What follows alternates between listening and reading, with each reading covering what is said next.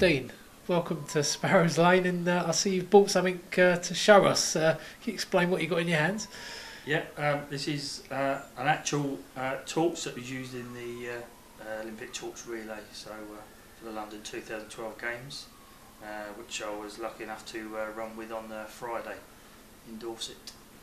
I've had a quick sort of hold of it. It's quite heavy. I mean, you've got a gas lighter in there, and talk us through exactly what's inside it. Yeah, there's a gas burner inside. I think they said it's got around about 12 minutes of gas in, so and it's turned on by one of the members of the Met Police who are sort of part of the running party, and it gets ignited, and then you run with it and pass the flame on to the next runner actually. So it's called the kiss. So where the torches touch, and that's how the Olympic flames pass from one runner to another, and obviously eventually ends up at the Olympic Stadium.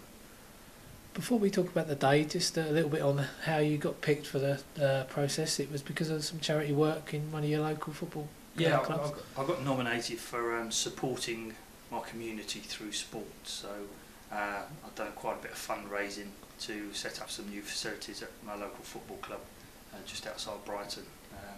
They didn't have anything in the way of mini soccer facilities, so a little bit lacking there. So I said about fundraising. Raised just over £10,000 and actually project managed the excavation of some land and going through all the planning application and everything to actually deliver what's now a good mini soccer facility, sort of maintained by the football club. It's nice and safe and secure for all the young lads to play on. Talk me through the day then. How did it all pan out? Yeah, we had to be there for 10 o'clock in the morning for a briefing. The torch relay didn't start till about 12 o'clock, so I had a briefing with all of the runners there, and sort of met everyone and sort of listened to everyone's stories of how they've been nominated and stuff. There's some inspiring people there. One chap who actually broke his neck in a swimming accident. He's now paralysed, but has since sailed around the world single-handedly, so apart from his helper to get him in and out of bed. But quite humbling really, and it's quite a few stories that we've heard. And you were outside quite a famous house, or a house with quite a famous person inside it. Yeah, I didn't know until the day of the briefing, and all of a sudden there's quite a lot of sort of press presence that my leg of the relay was actually starting outside their house, a small cottage actually, where the chap that designed the torch relay and the Olympic torch for the 1948 London Games. So that was where my leg started, and just as my torch was lit, they actually brought out his daughter, who still lives in the cottage today. She came out and had a few photos and a few press interviews with sort of the BBC.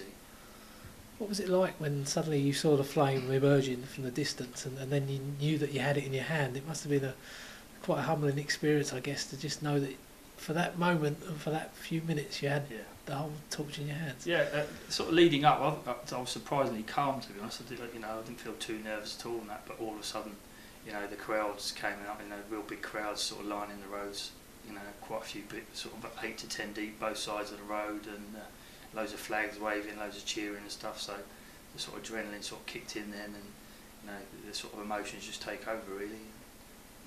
I know Paul Hart joked about the fact that you might not be able to manage it being a goalkeeper and a goalkeeping coach, but no misdemeanors en route. It was quite a simple exercise getting it from A to B. Yeah, considering it was Friday, July the 13th as well, that was in the back of my mind, but no, I didn't manage to drop it. So, got away without any accidents or incidents. That's pleasing. And when you passed it over, was it similar again? You just put the two together and... Yeah, put the two together, and then the burner's lit on the other torch, and you pass the flame. Yeah. Have you had a chance to kind of reflect a little bit? I mean, when you see it run off in the distance, do you think, blimey, that's sort of once in a lifetime? And I haven't really had a chance to sit there and reflect, to be honest. I've been busy with the football side and work side as well. I've had so many messages of sort of support and well dones and things like that, emails, text messages, voicemails. So I haven't actually had time to sit down and reflect yet. So probably will do over the next couple of days. We know you're here today to see some of the youngsters and give a talk, but first of all, what are you going to do with it back at home? Have you got a place earmarked for it?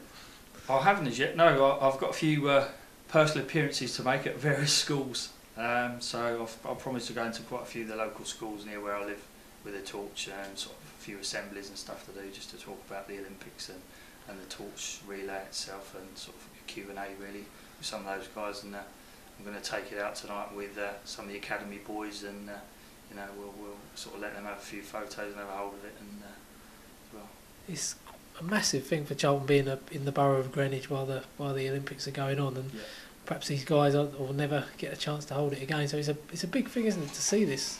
Well, that's it. I don't think, you know, in our probably lifetime, in my lifetime, we'll probably not see the Olympics here again. So yeah, you know, to be part of it and be part of the torch relay, you know, is really something special. And to have a Charlton name associated with it as well, that's always good. Indeed, yeah.